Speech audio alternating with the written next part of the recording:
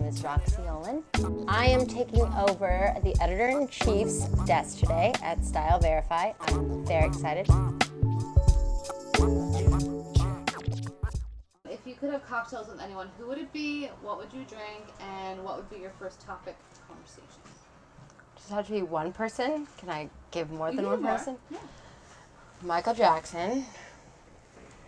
I think I would do like a martini with Michael Jackson because I would want to get him a little tipsy so I can hear all of his Thriller stories and everything. I mean, I grew up on him, so I love him.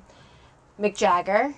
Mick Jagger's like my god of all gods because I have a tattoo of Ruby Tuesday because for me growing up, my dad sang all Rolling Stones songs. So that's why I love Mick Jagger, and I always like leather.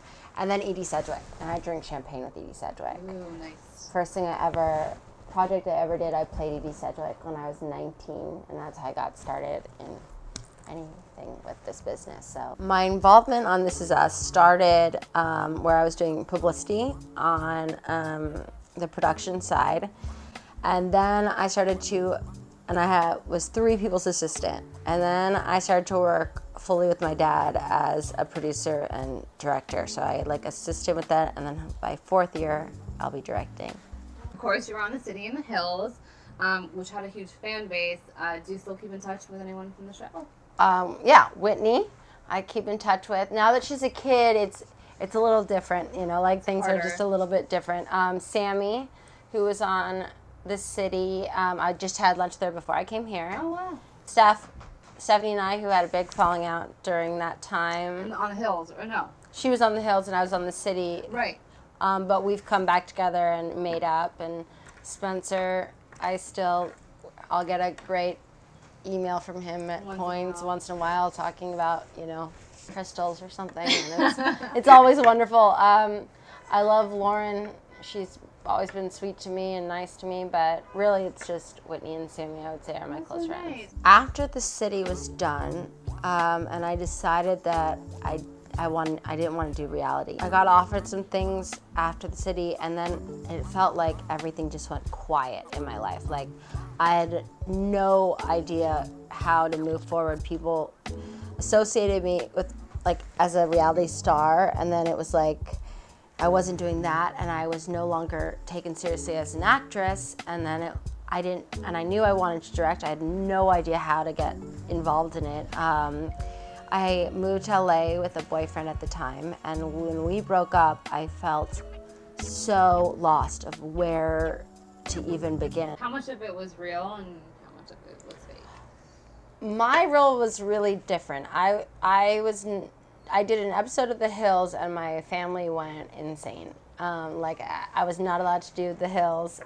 So when I was offered The City, it was really as an actress to do The City. The show had been canceled, and they needed someone to come on and play the rebel girl. The rebel, the bad girl. And I was like, okay, all right, I'll do it for me living in New York, having a place there, and I get to work with one of my friends that I've known forever. And we had a blast, and that was really fun. But I definitely, the first year was not, it wasn't very real. It wasn't real?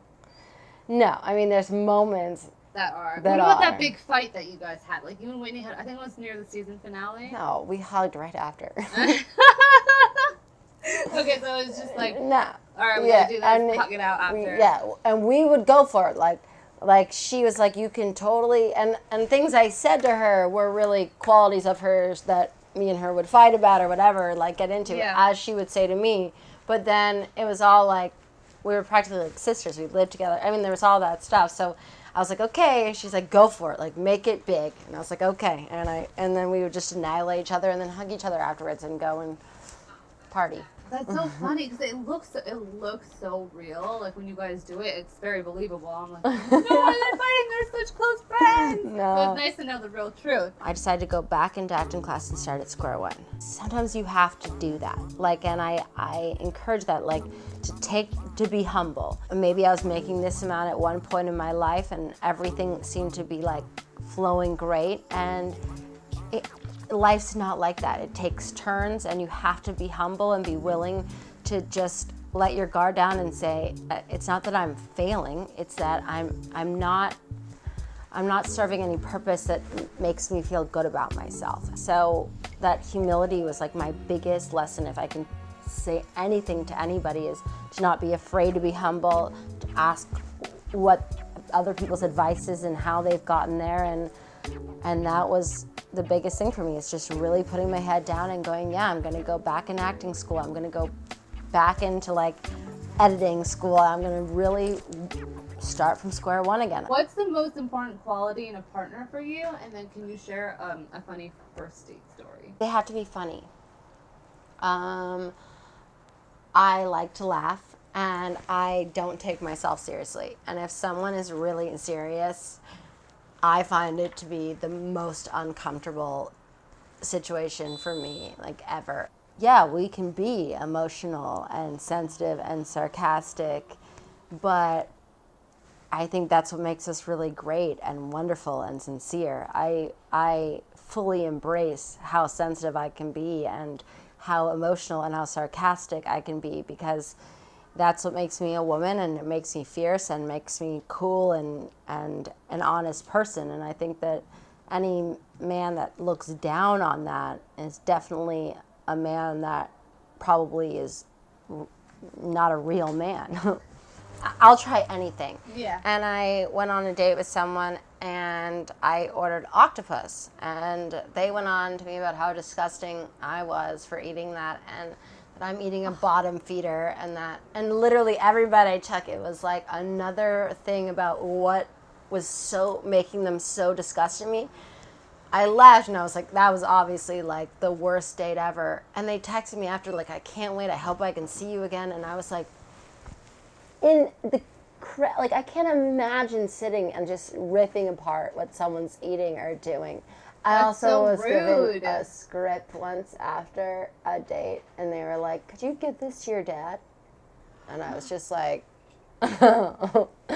no. Like, oh, that was bad. That was a bad one. So they went out with you just so they could give me the script, which is like, oh, like, you didn't even play it slickly at all. Like, will you read this over? Like, will you give this straight, like, to your dad? They didn't even try to have me read it, so that was not a good one. That's so rude. Were these like dates that were set up, or? One was a setup by a friend, and one I had gone out with, like, the one that did the evening thing, I'd gone to drinks with one so far because I had seen him out, and he was totally nice, and then all of a sudden his opinions on food were out of control. So, yeah. That's so ridiculous. And that just makes him unattractive. So unattractive. Like, you could be the most gorgeous person, like, physically looking, and then that just makes you totally unattractive as a person altogether. Yeah, I've had some bad ones, yeah. Oh, I'm sorry that happened to you. You're better off. It's totally fine. God. It's amusing. Shout out to all the girl bosses out there. Shout out to my own mom, because she's a boss, and I love her. I shout out definitely to my dad for giving me a job. I shout out to Susan Skelchie-Watson, who I adore on our show, and Mandy Moore and Chrissy Metz, because I think they are all people that I really look up to and I adore, and they make my life so much easier. Same with Milo Ventimiglia and Justin Hartley and Sterling Brown, who I absolutely can't say enough about his acting and how they've let me direct them and been humble with that. And I just, yeah, so it's my cast and my crew that I work with that I really want to shout out to.